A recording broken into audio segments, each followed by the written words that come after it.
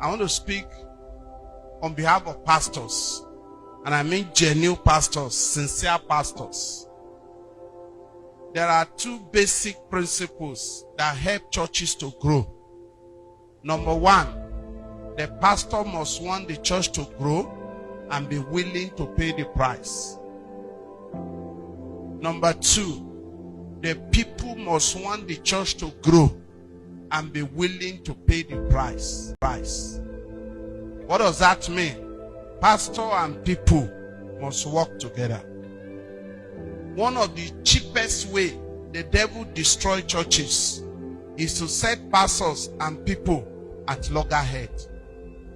I know, I admit, there are fake pastors, there are ungodly pastors, there are incompetent pastors, there are pastors that are not genuine. Yeah, we know those ones. There are incompetent pastors, there are pastors that are not genuine. Yeah, we know those ones. But there are more genuine pastors, there are more sincere pastors, there are more honest pastors. That why their church is not growing is because the people are not supporting. And I want to say this to you. There's nothing you do for a pastor that goes in vain. So now, as a church member, I'm asking you, are you killing yourself for the church? Or you are just a church goer? Are you willing to join a pastor for evangelize for the church? You don't even go evangelism for the church. But you always says, our church is not growing up. But you refused to be an evangelist for the church. The work is not belongs to only the pastor.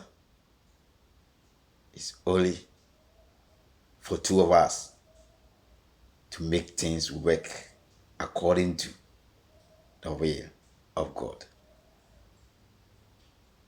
Let's come together and win souls for the church.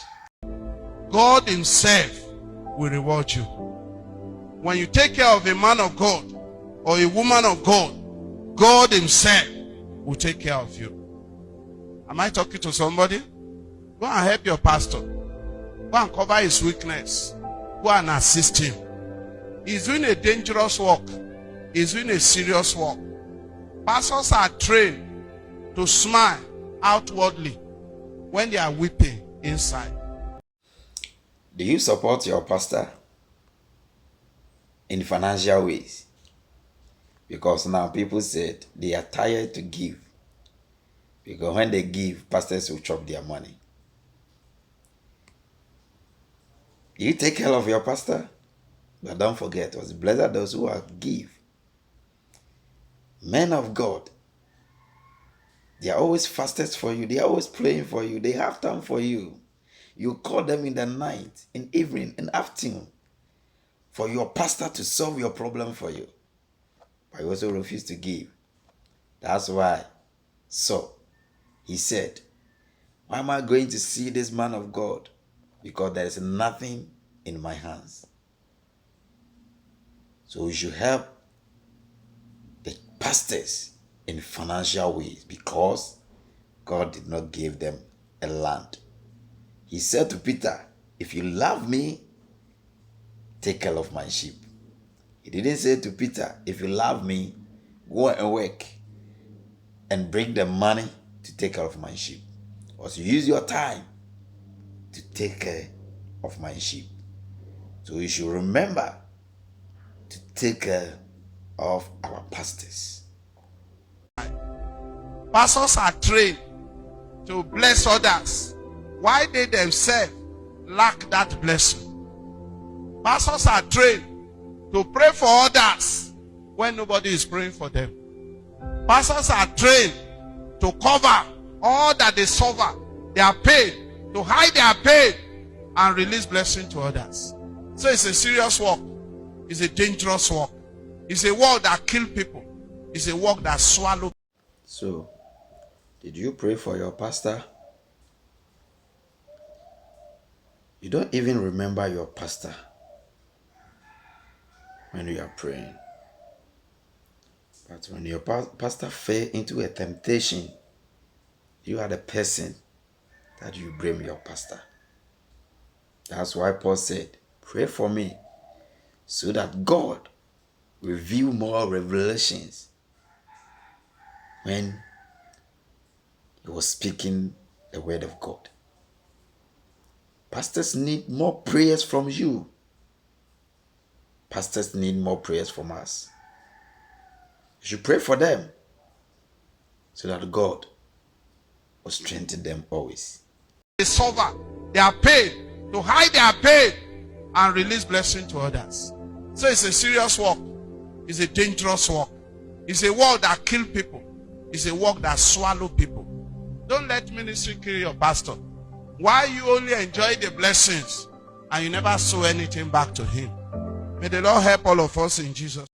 We bless others once we are suffering. Let me remind you one thing here. In the book of Genesis chapter 47, verse number 1 coming down. Jacob became a poor man because a home about so there's no food for him to eat or to take care of the family. Jacob was the eye of God, but there's no food for Jacob and his sons to survive. So they went to Pharaoh's place, and Pharaoh asked the name or the age of the Jacob, and Jacob said, let me bless you. You need blessing to go forward, to move ahead, to take over the power that God has given you to this land or this world. We need a blessing to carry forward. So let me bless you. Jacob, I have the blessings of God, and you also have the food. So I am here because of your food, and I also have the power of God to bless you. So Jacob blessed Pharaoh and left to his place. So let me remind you one thing. It's not because of what you have and you disrespect a man of God because you are driving a car and a man of God doesn't have a car. You are building, you have houses, and pastor, you don't have any place to sleep. You see that man of God as a hopeless. But let me remind you, we have the power. I always say, if you lose the things in this world, don't forget to lose or they lost the things in heaven. Every man of God doesn't have dominion over this land, but we have dominion in the realm of the spirit. So Pharaoh have the things on this earth, and Jacob have the things in heaven. So the exchange. So please, don't use that car. Don't use your house, the good clothes, the thing that you have now to disrespect any man of God. That you are seeing him say one form, he doesn't have, he asks you for a food, he asks you for money, and you speak any rubbish or any things against that man of God. It's not because say on to me nyejuma and pay the worldly things, because where God has put him,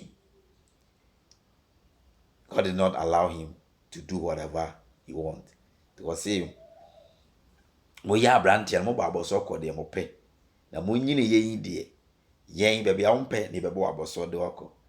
Man of God, when God called you, he give you a command to lead or to follow, so that the sheep that he has given to us, we can take care of them. So please don't use what you have to insult any man of God, to insult any person that he or she afraid God and do the will of God. God bless you.